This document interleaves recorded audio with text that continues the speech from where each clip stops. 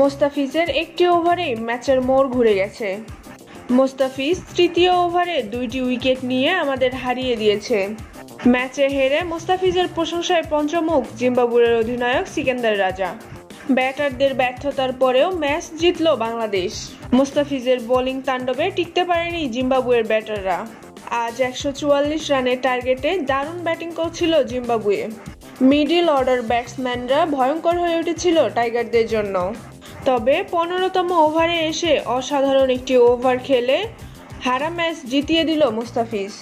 সেই ওভারে মোস্তাফিজ তুলে নেয় 2টি উইকেট। আর এক ওভারেই 2টি উইকেট হারানোর গুরুত্বপূর্ণ চাপ সামাল দিতে পারেনি জিম্বাবুয়ে। শেষ পর্যন্ত হেরে যায় তারা। আর ম্যাচে হেরে মোস্তাফিজকে নিয়ে মুখ খুলেছেন সিকান্দার রাজা। তিনি বলেন, মোস্তাফিজের মতো বোলারদের বল খেলার মতো ব্যাটসম্যান আমাদের দলে নেই। সে এক ওভারেই ম্যাচের মোড় ঘুরিয়ে দিয়েছে।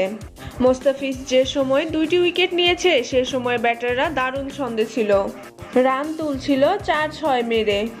তবে মোস্তাফিজ এসেই তার কাটার করা শুরু করলো, যা আমাদের ব্যাটসম্যানরা বুঝতেই পারেনি। ওর ওভারে 2টি উইকেট হারিয়ে আমরা চাপে পড়ে গিয়েছিলাম, যেখান থেকে আমরা আর ম্যাচে ফিরতে পারিনি।